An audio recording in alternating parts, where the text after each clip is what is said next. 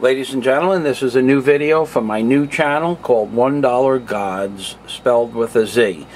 And what you are looking at is the most complex series of pictographs ever created in the known universe. And I am not talking about a series of pictographs that was created in 1934. I am telling you that in fact this series of pictographs that appears on the reverse of the $1 bill was created at least 7,000 years ago. The entity that created this series of pictographs 7,000 years ago also designed the building of the Great Pyramid.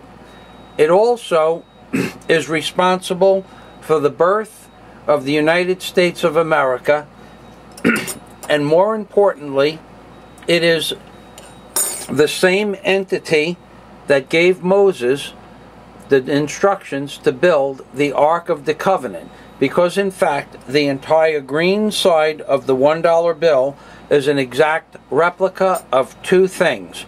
If you use one scale, it is a picture of the Ark of the Covenant.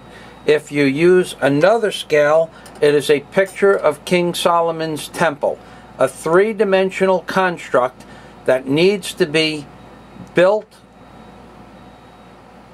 on a three-dimensional plane, and yet it is an exact replica of King Solomon's temple.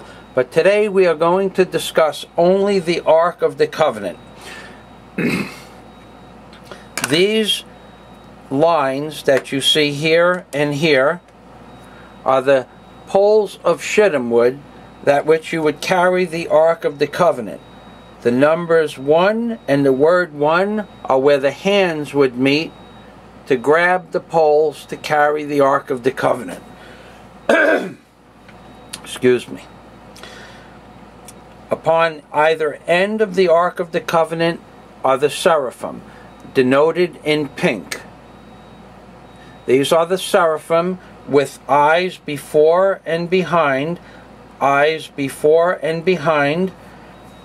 And in fact, I have shown you this in a different video, but I'll go over it briefly now, that are depicted as gods or angels, and in this case depicted also as the same profile as the Egyptian god Tutankhamun's headdress, with the vulture's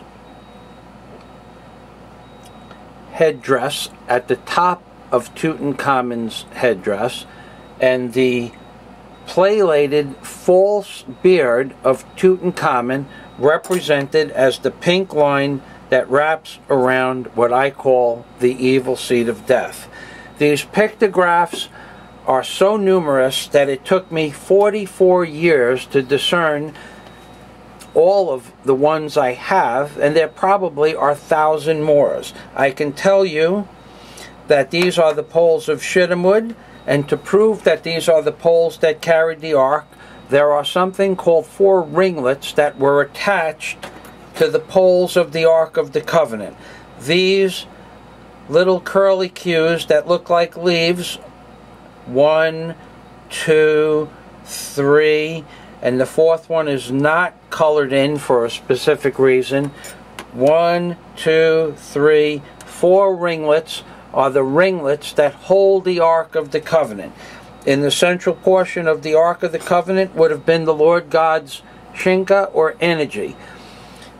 In God we trust one. Well, this is a representation of the Lord God that gave Moses the instructions to build the Ark of the Covenant. These are the seraphim denoted in Exodus 25:19. Place one angel or seraphim upon one end of the Ark of the Covenant, denoted as this white line between the numbers 1, and this white line between the numbers 1, the end of the Ark of the Covenant.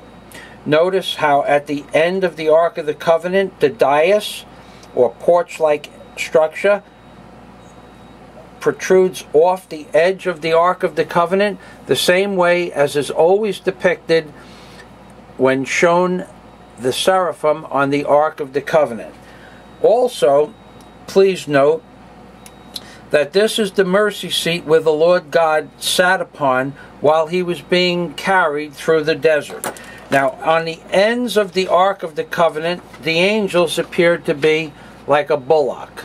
And if you fold the bill with a 15-degree arc, like so, and move it around like so, you can come to the conclusion that it sure does look like a bullock, or a lamb, or an oxen. And you have to do this in the privacy of your own house, because in order to see it perfectly, it has to be a 15-degree rolling arc, and it has to be just the right light, and I don't have the right light with these fluorescent bulbs. But I can tell you that when you hold the bill at a certain angle, these cherubim that are described in the Bible as seraphim, six-winged angels, can appear to be like a bullock or an oxen. Also, if you will notice, upon the Ark of the Covenant is the Lord God's first commandment. In God we trust one.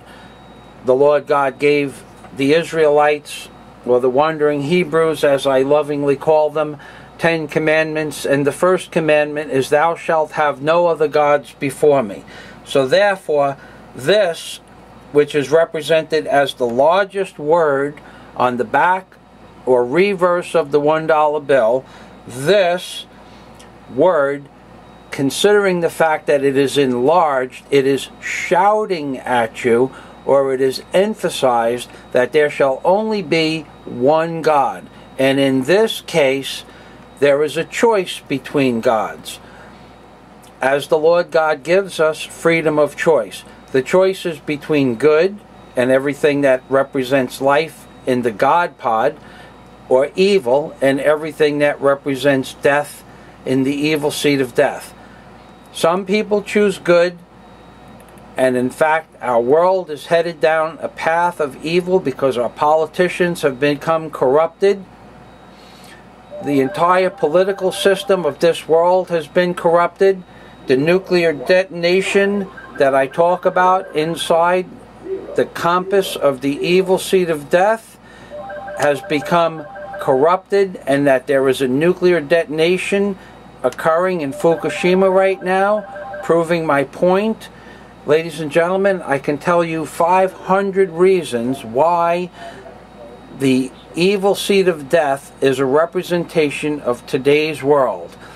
And I can tell you that the United States of America is being overrun by an evil energy that understands that these pictographs exist and are using these for their benefit, but they are not the creators of the pictographs. They have hijacked the understanding of what occurs on the back and front of the $1 bill and are using it to show you that for some reason the Star of David appears in the God pod. It also appears in the evil seed of death. But they don't represent it in the newspapers because the cabal that has taken over the Americas and the world, the nation, the European Union, they are all in cahoots with one another and utilizing a knowledge that is 7,000 years old to control the mass media and the minds of the people of the planet Earth. And don't get me started with the mass media, because you people watch 3 hours of television a day for 40 years, and at the end of 40 years you have spent 6 years of 8-hour days watching commercials. A completely useless medium as far as I'm concerned.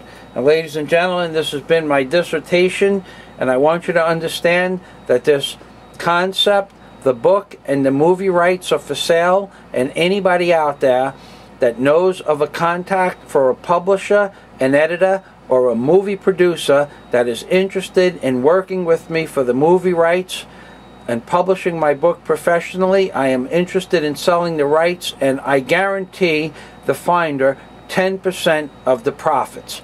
Ladies and gentlemen, this is Michael Fazio from the Florida Keys saying thank you for participating in this video today, being 6/17 of 2011.